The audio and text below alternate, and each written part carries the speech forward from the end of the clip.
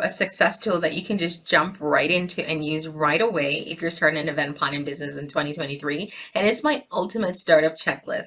Now, I have this checklist packaged really nicely and easily. If you want to download it, just click down below. But I wanted to go through and give you the items because someone said to me, Jody, it's awesome, but I would love an actual visual representation of this. So I went over an overview of the checklist in one video, but I'm going to give you the full breakdown in this one. The first thing that I want to look at is one of the first phases in it. So there's 5 phases. So the 5 phases is, you got to validate your idea. You got to get your business foundation set up. You got to get your business pretty stuff set up. You got to build your portfolio. And then last but certainly not least is that you need to market your business. But what's included in each of these? Well, get your pens and paper handy or just download the amazing checklist that I've actually designed and created for you. Either way, as long as you're getting the information, I'm happy. So here goes. So under validating your idea, there are 2 main things you need to do. Is that you want to research the market, right? Because the validating your idea is to ensure that what you're looking to do is actually an option, that you're going to be profitable, or at least that there are customers out there who wants to hire you. So you want to research your idea. The next thing you want to do is that you want to put together a business plan. And I've linked all the resources below for you in my download so you can access them. So when I say create a business plan, I have a business planner or a business plan template linked out for you. The next phase is that you want to get your business foundation set up. Under here, what I like you to do is I want you to, 1, choose a business name. Then I want you to choose your legal structure. Then you need to register your business. Then I want you to register your domain, right, which is the name of your business. You're going to buy an actual website URL. Then you want to secure all your social media accounts, even if you're not going to use them. Get a business bank account, so that's separate from your personal account. You're going to set up some form of accounting or expense tracking system, especially if you're someone who is not on top of staying on top of your business expenses.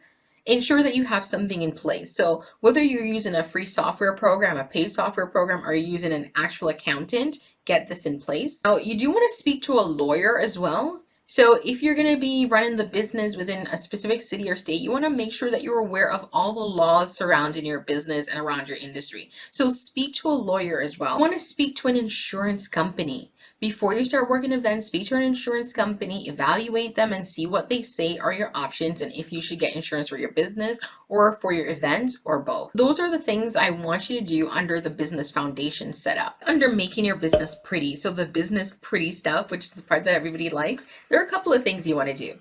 You want to choose a business name.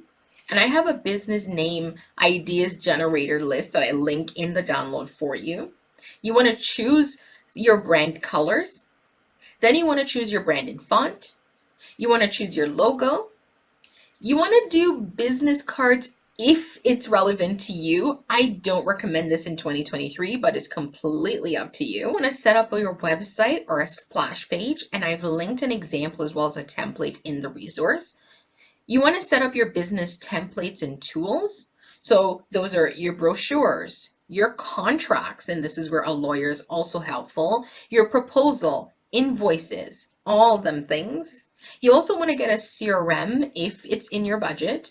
So a CRM is a system that just helps you to manage all these documents in your working relationship with clients. So you can send documents back and forth to your clients electronically. They can sign them electronically, and it's all housed in one place. That way you're not searching through emails trying to find a contract someone had sent because they had to print it, sign it, PDF it, scan it back, all of that. None of that is needed with a CRM. And there's a couple I recommend, and I've linked them in the resource. Also, next, want to build a portfolio, not an inventory. I actually don't recommend building the inventory before you start getting a couple of clients in the door and see what they like. So you want to build a portfolio, and you can do this in different ways, right? You can just grab and create sort of a media image library from your past events that you've done for other people, for your family, for your friends. Then you want to do volunteer events if you need to get some images. And you want to do family events coming up. Maybe it's another way to build your portfolio. You can do style shoots where you just plan a shoot and get it photographed so you can get some nice branded images. You want to do paid gigs, maybe at a lower price if you just want to get some expertise under your belt. And in phase 5, you want to do marketing the business. And there's a couple of ways to do this. You can just go out and do organic promotion in person. So, let your friends, your family, your network know that you're available. Ask for referrals, right? That's one of the biggest ways to get some clients in, especially through that personal connection. Referrals are really good. Or you want to just tap into your different networks outside of that. Maybe you're part of different associations. Go in there, network with people, let them know that you're in business, that you're here, you're starting things up and you're ready to take clients on. You want to go hard on social media. If you're going online to expand your reach, go hard on social media. Don't open the social media account, post once a week, once a month, and never hear from you again. You need to go hard because clients are on there looking, and social media is very quick, right? Meaning you post something today and it's lost tomorrow. So you got to stay on top of that and you got to be consistent. The next thing you want to do, if you can, is pay for ads. Whether that's, Facebook ad, Instagram ads, Google ads, joining a third-party network like the Knot, Wedding Wire, Thumbtack, Eventective. There's a ton of them out there. I have a full list that I link in the resource. Next thing you really need to do, and this is not even just a check off, is you need to just be out there, be visible, sell and market yourself.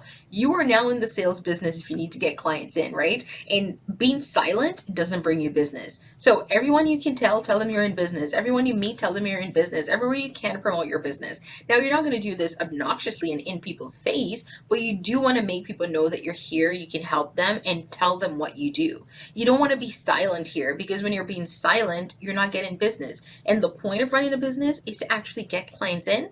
That's how you generate revenue, right? So that's a full startup checklist. You can download the really nice, really pretty PDF version that I've designed for you. Highly recommend doing it. I linked it all below. Thanks so much for watching, and don't forget to hit that subscribe button.